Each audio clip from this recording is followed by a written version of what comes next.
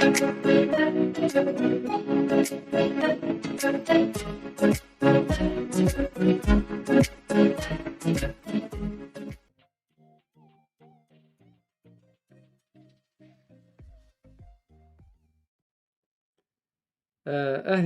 وسهلا بكم في حلقة جديدة وموضوع واعد من المواضيع التي تزخر بها ثقافتنا ولها امتدادات كبيرة على حياتنا الفردية والجماعية. موضوع حلقتنا لهذا اليوم هو ثقافة الاستهلاك، وكيف تحول الإنسان المعاصر في جزء كبير منه إلى أداة استهلاكية لا قيمة لها إلا بمقدار ما تستهلكه وليس بمقدار ما تنتجه. دعونا بداية نؤكد على أن ثقافة الاستهلاك كانت ولا زالت مؤشرا على قدرتنا على التبادل وتطوير معاملاتنا وتنمية أشكال اقتصاداتنا، ولكن هذا المصطلح أخذ أبعادا جديدة في ظل النظام العالمي المعاصر وفي ظل أنساق فكرية يسميها العالم والفيلسوف البولندي زيغموند باومان بالحياة السائلة والثقافة السائلة والحداثة السائلة والمراقبة السائلة، وغيرها من الكتابات التي تناقش وضع الإنسان المعاصر وموقعته في سياقات جديدة وبعيدة كل البعد عن الأنماط السابقة. حسب هذا الطرح الفكري الذي تمثل الحداثة وضعية أو مرحلة الصلابة، في حين أن هذه المرحلة تم تجاوزها في مرحلة تسمى أو يسميها البعض بمرحلة ما بعد الحداثة، لتبدأ خلالها أو فيها مرحلة أو ما يسمى بالسيولة، مرحلة تتميز أو تذيب كل الصلابة التي ميزت المرحلة السابقة، كما أنها مرحلة يقف فيها الإنسان المعاصر وقفة مختلفة في سعيه الحثيث إلى التحديث والتطوير والتقدم، مما أفقد الأشياء صورتها وطبيعتها ورونقها وجمالها، فلم تعد هذه الأشياء تحتفظ بأي شكل يذكر بأي شكل يذكر من صورتها السابقة، بما في ذلك ثقافتنا وأفكارنا ومعتقداتنا. فالثقافة نفسها في زمن السيولة لم تعد الثقافة في صلابتها وفي صورتها الأولى، حيث بدأت هذه الثقافة السائلة تتبنى سياسة الإغراء والإغواء والشهرة، بدلا من أن تكون حمولاتها تركز على قيم التنوير والاستنارة والعقلانية وتطوير الذات، إلى حيث يرتقي الإنسان بفكره وعقله وأنماط تفكيره. كما أن الثقافة في هذه الحالة تتحول إلى نشاط مفتوح لا نهاية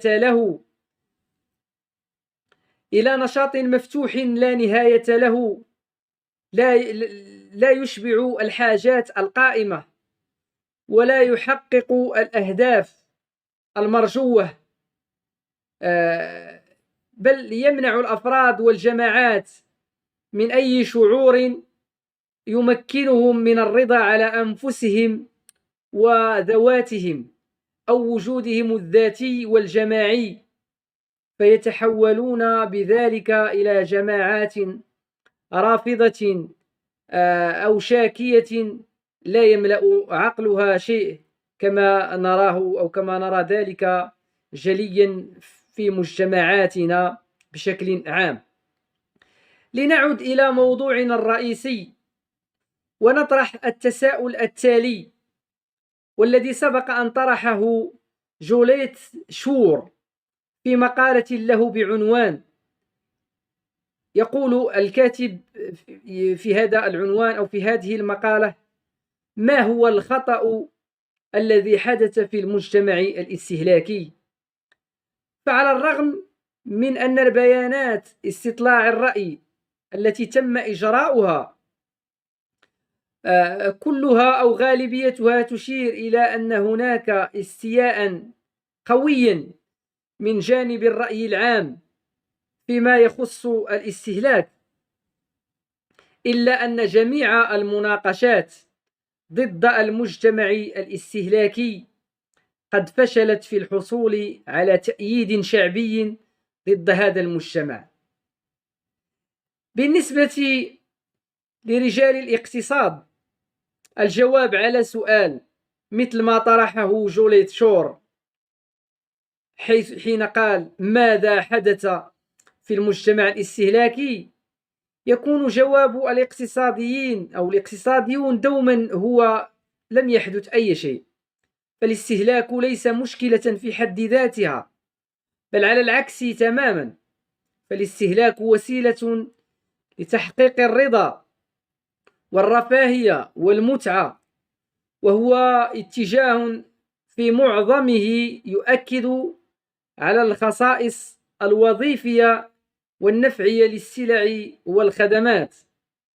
هذا فقط جزء من المشهد والصورة، لكن ما نريد التأكيد عليه أيضا وله علاقة وطيدة بقضية الاستهلاك هو أن هذا الاستهلاك لم يعد يعكس فقط التفاوت في البنية الاجتماعية، لكنه أيضا أصبح يعيد وبشكل حثيث التأكيد على هذه البنية الاجتماعية.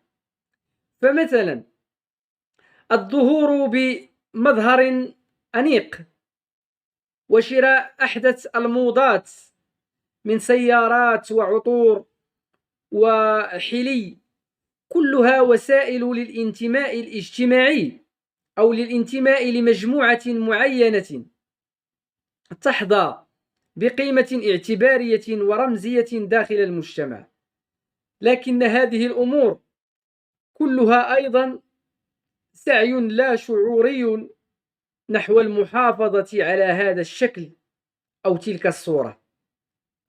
معنى هذا الكلام أن الإنفاق والاستهلاك في المجتمعات المعاصرة أصبح محددا لنوع الطبقة التي ينتمي إليها الإنسان المعاصر.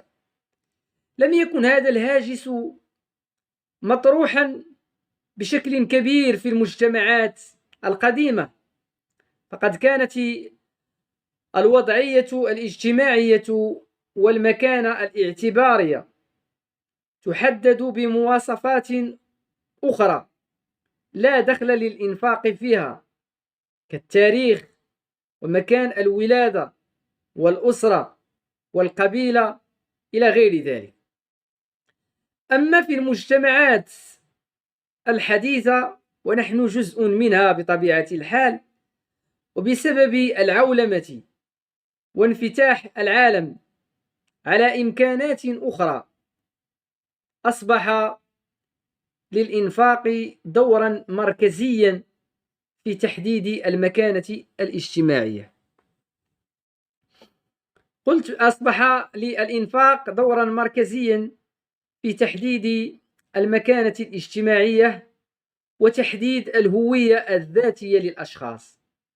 لهذا نجد الإنسان يركز دوما على كل مظاهر الإنفاق في أشكالها الحديثة، كالإنفاق على التعلم الحديث وشراء كل ما يستجد في عالم الموضة، لأن الإنسان المعاصر أصبح يدرك بشكل كبير، وهي قيم اكتسبها من مجتمعه أو المجتمعات التي تفاعل معها أو تواصل معها، أن ما ترتدي أو ما لا ترتدي يحدد من أنت، ويحدد مكان وجودك على الخريطة الاجتماعية. ما يهمنا هنا هو أن في هذه الحياة هناك من الأشياء ما يمكن السعي إلى اكتسابه، كما أن هناك أو في هذه الحياة ما يمكن الاستغناء عنه كذلك، وهذا هو المعنى الحقيقي لكلمة الغنى. لكن ما الذي يجعل هذا الإنسان المعاصر يركز على السعي ويهمل الاستغناء؟ يجيبنا ألان دو بوطون أن بيت القصيد في هذه الحياة هو من أنت، أما ماذا تفعل فنادرا ما يلتفت إليه. هكذا أصبح الانتماء الاجتماعي أو الانتماء إلى طبقة معينة أو إلى مكانة اجتماعية معينة يعني استهلاك مجموعة من السلع والخدمات التي تكون أو قد تكون ضرورية في بعض الأحيان وقد لا تكون. والذي يجب الانتباه إليه في هذا المقام هو أن في العالم المعاصر هناك عملية دينامية يتم داخلها تحديث هذه المجموعة وتوسيعها وتعديلها من السلع والخدمات. ويشار إلى هذه العملية في الاقتصاد باستهلاك الوضع أو استهلاك المكانة أو الاستهلاك النسبي، أو بتعبير جوليث شور بالاستهلاك التنافسي. معنى هذا الكلام أن تحقيق الاستهلاك لمبدأ الرفاهية والرضا لا يتم هنا على أساس مستواه المطلق، فعلى العكس من ذلك تتغير المعايير والمقاييس في عالم اليوم، فيصبح الاستهلاك يحقق ذلك من خلال المستوى الذي حققه الآخرون. وهنا خطورة الأمر، يتحول هذا الآخر أو الآخرون بشكل عام إلى ما يسميه علماء الاجتماع بالنقطة المرجعية. فمثلا حينما يحصل صديقي في العمل على سيارة من النوع الرفيع، فإنني أشعر بأن مستوى رفاهيتي قد انخفضت، وأنا أركب على سيارة أقل منه بكثير، وأدخل هنا في حالة من التنافس الشرس، وهو لكي أجعل مستوى رفاهيتي يرتفع نسبيا ليعادل شعور هذا الآخر أو الآخرين، فيجب علي أن أشتري نفس المنتوج في أحسن الأحوال، وربما قد أتجاوز كل ذلك وأشتري أحسن منه كي يشعر هو الآخر بنفس ما شعرت به. وبشكل عام يصبح امتلاك المنتجات شيئا عاما عندما يحاول الناس تغيير الانخفاض في مستوى رفاهيتهم الذي نشأ عن فشلهم في امتلاك منتجات جديدة إلى الاتجاه العكسي. وهكذا تكثر المنتجات بشكل أكبر وأكبر بين جميع فئات المجتمع. أريد أن أنتقل إلى الإشارة إلى نقطة أيضا تبدو مهمة في هذا السياق. في بداية الثمانينات من القرن الماضي أخذت الأمور تتوسع وتتغير بشكل آخر، وظهر نوع آخر من التنافس، ليس الاقتصاد التنافسي الذي تحدثنا عنه في السابق، وهو نوع آخر من التنافس يسمى بالنزعة الاستهلاكية الجديدة، وهو وضع استهلاكي عدواني أكثر منه دفاعي. هنا يكمن خطره، أو بمعنى أن داخل هذا النسق الاستهلاكي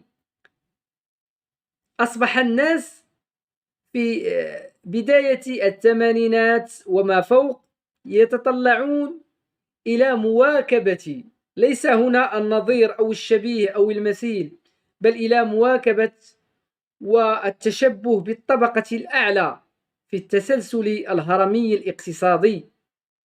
فأصبح مثلا بيل غيتس هو الشخصية الأكثر تطلعا بالنسبة للناس للمحاكاة والتقليد.